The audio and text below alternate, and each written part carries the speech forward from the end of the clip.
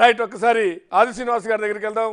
ఆది శ్రీనివాస్ గారు, అంటే మీరు గేమ్ ఎవరు ప్రారంభించారనే దగ్గర చర్చ, రండా అనేటువంటి ఒకళ్ళు ఏం పీకనీకిపోయారు అనేటువంటిది, అట్లా మాట్లాడచ్చా అనేటువంటిది. సరే, మొత్తానికి అసెంబ్లీలో ఇవాళ మరో పక్కన టీఆర్ఎస్ మాకేదో స్వేచ్ఛ లేదు, మాకు ప్రజాస్వామ్యం లేదా, మాకు ఈ ఆంక్షలు ఏంటని ఒక పక్కన వాళ్ళు నిరసన దీక్షలు, ఎట్లా చూడాలి ఇవన్నీ? ఇప్పటిదాకా వారు మాట్లాడిన లోగా అసలు వినబడలేదు. ఇప్పుడు మీరు చెప్పిన పాయింట్స్ని తీసుకొని నేను ఆధారంగా మాట్లాడుతున్నా. వారు టెక్నికల్ ప్రాబ్లం వల్ల ఇప్పుడు మీరు మాట్లాడిన మాటలు లాస్ట్కి ఏదో జస్ట్ 30 seconds వారి మాట వినబడ్డది. లో వాయిస్లో నాకు వారు ఏం మాట్లాడేది పూర్తిగా వెళ్ళి మీరు చెప్పిన పాయింట్స్తో మాట్లాడుతున్నా. ఒకటేమో ఏం పీకడానికి వేయరు అనేటువంటి దానికి సమాధానం ఆల్రెడీ 2 మాసాల క్రితమే వీళ్ళ ప్రభుత్వాన్ని పీక్ పారేసారు. అక్కడ కేసీఆర్ గారు ముఖ్యమంత్రి పదవి పీక్ పారేసారు. వాళ్ళు ఫ్రస్ట్రేషన్ ఉన్నారు, ఏం మాట్లాడుతారో కూడా తెలియని పరిస్థితి. గత 2 మాసాలుగా 3 రోజులకే అసెంబ్లీ మొదలైన నుంచి మొదలు పెడితే వాళ్ళు అసెంబ్లీ కాడ నుంచి ఇన్ని రోజులు ఉంటుంది ప్రభుత్వం శాపనార్థాలు పెట్టడం, ఇక మేము మళ్ళీ అధికారంలోకి వస్తామని చెప్పాను. అంటే వాళ్ళ ఆలోచన అంతా కూడా అధికారం కోల్పోయినటువంటి ఒక ఫ్రస్ట్రేషన్ ఉన్నటువంటి ఆలోచన. ఈరోజు ఎన్నికలకు 40 రోజుల ముందా, మాసం రోజుల ముందు కంటే మేడిగడ్డ దగ్గర కుంగిపోయినటువంటి వైనము అది అప్పుడు ప్రభుత్వం వాళ్ళ చేతుల్లో ఉంది, మా చేతుల్లో లేదు ప్రభుత్వం. అక్కడ జరిగిన నష్టం అపారం అనేటువంటి మాట మేము నాణ్యత లేని కట్టడాలను, అవినీతి అక్రమాల పుట్టాటను, కాళేశ్వరం మొదటి నుంచి కూడా 1,00,000 కోట్ల అవినీతి అక్రమాలు జరుగుతున్నాయి నిజమైంది. పొట్టోడిని పొడుగోడు కొడితే పొడుగోడు దేవుడు కొడతారు అన్నట్టు ఎన్నికల కంటే ముందు వీళ్ళ పాపం పండింది, కాళేశ్వరం కుంగింది. ఆ అంశాన్ని మేము ప్రజలలోకి తీసుకుపోకంటే ముందే ప్రజలలో చర్చ మొదలైంది. అరే కాంగ్రెస్ పార్టీ వాళ్ళు మొదటి నుంచి కూడా కాళేశ్వరం అవినీతి అక్రమాలకు సంబంధించినటువంటి మాట చెప్పి నిజమైంది. కాబట్టి ఈసారి ప్రభుత్వం పోవాలి, ప్రభుత్వం మార్పు జరగాలనుకున్నారు. కాంగ్రెస్ పార్టీ ప్రభుత్వం తీసుకుని వచ్చారు. మేము మొదటి నుంచి కూడా అంటున్నాం, కేసీఆర్ గారే ఓ అద్భుతమైన ప్రాజెక్ట్ అన్నారు, డిస్కవరీ ఛానల్ తీసుకొచ్చారు, ప్రపంచంలోనే ఇంత అద్భుతమైన కట్టడం లేదన్నారు, టూరిస్టులను తీసుకుపోయినట్టుగా రైతులను తీసుకుని వెళ్ళి వాళ్ళు కట్టిన కట్టడాలు చూపించారు. 6 సంవత్సరాలు కాలేదు కదండి కూలిపోయింది. అంతకుముందు నాగార్జున సాగర్ కానీ, నిజాం సాగర్ కానీ, పోచంపాడు కానీ, కడియం ప్రాజెక్టు కానీ ఇప్పుడు అనేక సేవలు అందిస్తుంది ఇప్పటివరకు. అంటే కాంగ్రెస్ పార్టీ హయాంలో ఉన్నటువంటి ప్రాజెక్టులకు ఈ ప్రాజెక్టు తేడా చెప్పేటువంటి ప్రయత్నం చేస్తున్నారు. వీళ్ళు తట్టుకుంటలేరు. ఇప్పుడు దానిపైన మేము ఆల్రెడీ విజిలెన్స్ విచారణ జరిపినాం, తప్పులు దొరికినాయని చెప్పి ఒక అధికారిని ట్రీట్మెంట్ చేసినాం, ఒక అధికారిని రాజీనామా ఏమని చెప్పినాం, జ్యుడిషియల్ ఎంక్వైరీ వేస్తామంటున్నాం, అవినీతి అక్రమాలు కానీ నాణ్యత లేని కట్టడాలు కట్టిన వాటిపై చర్యలు తీసుకుందని చెప్పండి. ఇదంతా ఒక్కైతే అయితే ఇప్పుడు వారు అంటూ రండా అనే భాష మాట్లాడదు. అసలు మీరు ముఖ్యమంత్రి రోజులు ఫస్ట్ రండా అనే మాట మాట్లాడేది కేసీఆర్ గారు కాదా? వారు ప్రగతి భవన్లో 1.5 గంట మీటింగ్ పెట్టేప్పుడు ఆ క్లిప్పింగ్లు తీయండి. అందులో ఆయన ఎన్ని భాషలు తెలుగు డిక్షనరీలో లేనటువంటి తిట్లను తిట్టినటువంటి మొదటి ముఖ్యమంత్రి ఎవరంటే కేసీఆర్ గారే. వారన్నప్పుడు తప్పు లేదు, మా నాయకుడు ఉన్నప్పుడు తప్పు తీసుకుంటున్నటువంటి సందర్భాన్ని ఈరోజు తప్పు పడుతున్నాం. మీ దీనిలో ఎదురంగా మేము మొదటి నుంచి కూడా అంటున్నాం, మొదటి నుండి కూడా అసెంబ్లీ ప్రారంభమైనప్పటి నుంచి కూడా ముఖ్యమంత్రి గారి హోదాలో మేము రండి, మీ అనుభవాలు చెప్పండి అన్నాం. ఈరోజు నల్గొండకి హెలికాప్టర్లు వేయండు. మా నాయకుడు కూడా అన్నాడు, బేగంపేటలో హెలికాప్టర్ రెడీ ఉంది, మేము బస్సులో పోతున్నాం, మీరు వస్తాడు మీకు హెలికాప్టర్ కూడా అరేంజ్ చేస్తామని చెప్పినాం. అంటే సభకు రావడానికేమో అనారోగ్యం కారణము. ఈరోజు నల్గొండకు వెళ్ళి ఈరోజు హెలికాప్టర్ వెళ్ళి ఆయన మాట్లాడిన మాటలు ఒకటా రెండా, ఆయన అనేక బూతులు మాట్లాడి దానికి ఈరోజు మా సమాధానంగా ఈరోజు ఏం బీకడానికి పోతున్నావు అని చెప్పి అంటామని చెప్పి వర్డ్ అన్నప్పుడు నేను అప్పుడు నాకు గుర్తుకు రాలేదు. 2 నెలల కిందనే ప్రభుత్వాన్ని పీక్ పారేసారు, ఆయన పీక్ పారేసారు అనే వర్డ్ కూడా అసలు నేను కానీ మా నాయకుడు కూడా నల్లసి ఉంది. ఈరోజు నల్గొండకు వేరు కేఆర్ఎంబీ విషయంలో మాట్లాడినప్పుడు దాని మీద కూడా మీరు అసెంబ్లీలో కూడా వాస్తవాలను కూడా ప్రజలకు చెప్పడం దాన్ని మొత్తం కొట్టేసి మళ్ళీ చెప్పే ప్రయత్నం చేయ. ఈరోజు పోతిరెడ్డిపాడు రెగ్యులేటరు 44,000 క్యూసిక్లు ఎప్పుడైతే 840 ఫీట్స్ అడుగుల నుంచి తీసుకుపోవడానికి కోసం మన అవకాశం ఉంటే వీళ్ళు అంటే ఉమ్మడి ఆంధ్రప్రదేశ్లో జరిగే నష్టం వీళ్ళు వచ్చిన తర్వాత ఏకాంత చర్చలు జగన్మోహన్ రెడ్డి గారు కేసీఆర్ మాట్లాడుకున్న తర్వాత వాళ్ళ మధ్యలో ఒప్పందం ఏం జరిగిందో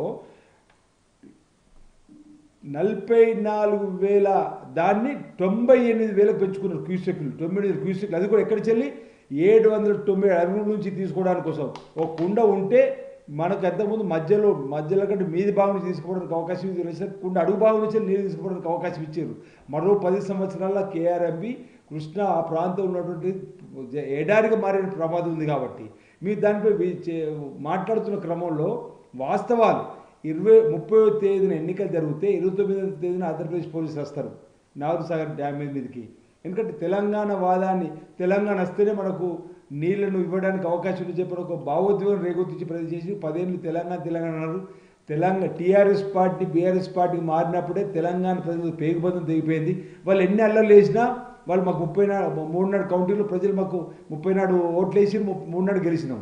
ఇక్కడ 1వ తేదీ నాడు స్మితా సబర్వాల్ గారు ఒక లేఖ రాశారు. ఆ లేఖను కూడా మేము అసెంబ్లీలో చూపించినాం.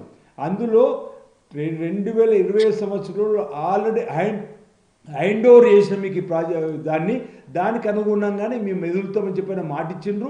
ఆ ప్రభుత్వం 200 కోట్లు కూడా బడ్జెట్లో పెట్టారు. వీటన్నిటిని మేము చెప్పిన తర్వాత అంటే వాళ్ళు కేవలం నల్గొండలో ఓట్ల కోసం ఇప్పటికీ అక్కడ ఒక ఎమ్మెల్యే సీట్ వచ్చినట్టుంది. లోక్సభ ఎన్నికల్లో ఏ విధంగా గెలవాలనే తాపత్రతో పోయినట్టు చూడాలని చెప్పి అసలు కేఆర్ఎంబిని అప్పైపోయింది హ్యాండ్ ఓవర్ అనేటువంటి మాట ఈరోజు మేము చెప్పగలిగినాం. మీరు అంత సమయం అంతా వృధా చేస్తున్నారు. గత ప్రభుత్వం లోపాల మీద లేకుంటే దాన్నే పవర్ పాయింట్ చేసిన అసెంబ్లీ సమయాన్ని అంతా గత ప్రభుత్వం అనేటువంటి నెపంతో సభా సమయం వృధా చేస్తున్నారు అనేది ఇందాక బొల్లయ్య మల్లయ్య యాదవ్ గారు చెప్పింది. లేదన్నా, పునర్విభజన చట్టంలో మనకు 68% రావాలి. వీళ్ళు 2015లో 299 టీఎంసీలు మాకు జాలని ఒప్పందం మీద సంతకం పెట్టిండ్రు. 500 పైచీలకు ఆంధ్రాకి ఇచ్చారు. తర్వాత 2016లో సాక్షాత్ కేసీఆర్ గారు జలశక్తి భవన్లో జరిగిన మీటింగ్లో పాల్గొని వారు కూడా యథావిధిగా అదే విధంగా ఇచ్చుకుంటూ వచ్చారు. ఈరోజు మనకు తీరని అన్యాయం చేశారు. మీరు కృష్ణా జలాలకు సంబంధించి ఇప్పుడు 50-50 అంటున్నారు. మనకు 811 బచ్చవత్ ట్రిబ్యునల్ ప్రకారం 811 టీఎంసీలలో మనకు రావాల్సింది 68%. కానీ మనకు వచ్చింది కేవలం 299 టీఎంసీలే. 500 పైచీలు టీఎంసీలు ఆంధ్రప్రదేశ్ తీసుకొని పోయింది. ఈ పోతే రెగ్యులేటర్ కూడా 44,000 క్యూసెక్ నుంచి 92,000 క్యూసెక్ పెంచి ఇవ్వడానికి ఒప్పుకున్నారు. దానికి ప్రకారం వాళ్ళు ప్రతిరోజు 2 టీఎంసీల పైన 3 టీఎంసీలు నీరు తీసుకుపోతున్నారు. శ్రీశైలం కానీ నాగార్జున గారు ప్రతిరోజు 9 టీఎంసీలు తీసుకుపోగలడానికి కోసం వారు సొరంగాలు దవ్వుకుంటున్నారు, కాలువ దవ్వుకుంటున్నారు. ఈ అంశాన్ని కూడా మేము కేఆర్ఎంబీలో చెప్పగలిగాం. తెలంగాణ సంబంధించి దానిలో చెప్పండి. మీరు కూడా ఏమంటున్నామంటే ఇప్పుడు బ్రిజేష్ కమిటీ ఏదైతే 2 రాష్ట్రాల మధ్యలో తీర్మానం చేసి ఎవరి వాటా ఎంత అని చెప్పి తేలవాళ్ళను ఆ తేల్చే పనిలో మీరు కూడా నిమగ్నం గారు అదంటే చేపియండి.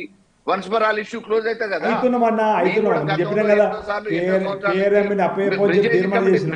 బ్రిజేష్ కమిటీ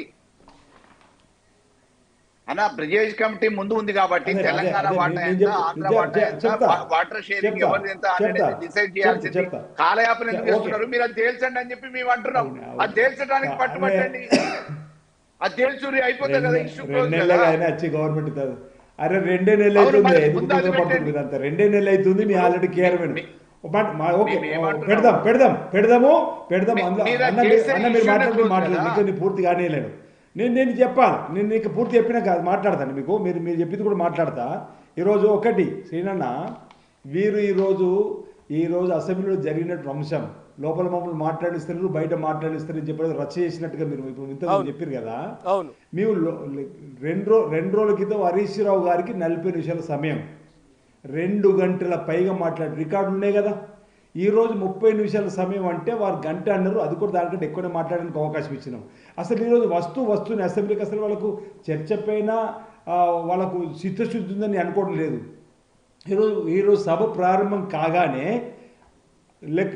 కూర్చున్న వాళ్ళ లెక్కను సంఖ్య పెడుతూ కళ్ళతో లెక్కను సరి చేసుకుంటూ 23 మంది ఉంటే కోరాం కదా, ఇక్కడ 23 మంది లేరు, మనం లేకపోతే కోరాం కదా అని చెప్పి వచ్చిన టీఆర్ఎస్ వాళ్ళని హరీష్ రావు గారు బయటకు తీసుకెళ్ళి కోరం లేదు, ఎట్లా సభ జరుగుద్దో అని చెప్పని. అసలు కోరం 119కి 12 ఉంటే సరిపోద్ది. అయినా మేము 19 మంది ఉన్నాం. ఎంఐఎం అప్పుడే వచ్చారు, బీజేపీ వాళ్ళు వచ్చిండ్రు. టీఆర్ఎస్ వాళ్ళు కావాలంటే గిచ్చి గొడవ పెట్టుకుంటారు, గ్రామాలలో గిచ్చి కయ్యం పెట్టుకుంటారు. పిల్లల చేసేలాగా అనిపించింది వాళ్ళ ఆట. పోయి ఆ తెరల వైపుకు చూస్తున్నారు, ఏం జరుగుతుందో చూద్దాం లోపలని. మన స్పీకర్ గారు నిబంధనల ప్రకారం చూసి సభ నడుపుతున్నారు. 2 నిమిషాలు అయింది, 3 నిమిషాలు అయింది. అరే సభ జరుగుతుంది, పోకపోతే బాగుండని చెప్పి వచ్చిండ్రు లోపలికి. వచ్చిండ్రు సభ అంత బడ్జెట్పై ఉందాగా ఉండి సభపై చక్కటి సూచన సలహాలు ప్రతిపక్ష నాయకుడు ఎన్నిసార్లు చెప్పిన వస్తాడు, వీళ్ళని సూచన సలహాలు ఇస్తారనుకున్నాం.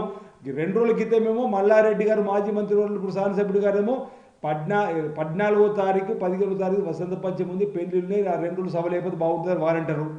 ఈరోజు ఒక శాసనసభ్యుడు వచ్చి ఈరోజు పెళ్లిళ్ళు బాగున్నాయి అంటారు. వాటిని దృష్టిలో పెట్టుకొని వాళ్ళ వ్యక్తిగత సాయం మీ పెళ్ళికి ఎందుకు వస్తుంది తప్పడం లేదు ఇక్కడ కూడా వాళ్ళ వ్యక్తిగత స్వేచ్ఛ ఎవరికైనా పోవచ్చు వాటిని దృష్టిలో పెట్టుకొని వాళ్ళు లేచి నిలబడ్డారు చర్చ జరుగుతూనే ఉంది ముఖ్యమంత్రి గారికి సమానం ఇచ్చారు వాళ్ళు ఇష్టం వచ్చినట్టు మాట్లాడారు వెళ్ళిపోయారు వాళ్ళు బయటకు పోయేటప్పుడు ఎందుకు వెళ్ళిపోతున్నారు కూడా మాట చెప్పలేరు బయటకు వచ్చి వీరు ఇప్పుడు 10 సంవత్సరాలు రోడ్డు మీద కూర్చున్నారు అది ప్రజల కోసం కాదు అది ప్రజల కోసం వాళ్ళ కోసం ఇప్పుడు సాంప్రదాయం తీసుకొచ్చింది మీరు సభ నడిచేటప్పుడు అసెంబ్లీ నడిచేటప్పుడు ఎవరు కూడా మీడియా బయటకు పోతారు గత 10 ఏళ్ళ క్రితం 10 సంవత్సరాలుగా మీరు ఏ ప్రతిపక్ష నాయకులు మాట్లాడలేరు మీకు వచ్చే వరకు మాట్లాడాలి అంటే ఈరోజు వీళ్ళు ఇంకా మీ అధికారంలో చెప్పనుకోండి ప్రజలకు క్లారిటీ వెళ్ళాలి ఈరోజు వాళ్ళ సొంత పనుల కోసం బడ్జెట్పై వాళ్ళు ఇచ్చే సూచనలు ఇవ్వకుండా వేరు తప్ప ఈరోజు ధర్నా డ్రామాలు ఆడిన వాళ్ళు అదొక డ్రామా బయట కూర్చొని మాట్లాడిస్తున్నాం ఎందుకు మాట్లాడిస్తున్నాం ఇప్పుడు రైట్ అది శ్రీనివాస్ గారు ఒక్కసారి వీరయ్య గారు ఇవాళ అసెంబ్లీ నిన్న నల్గొండ కానీ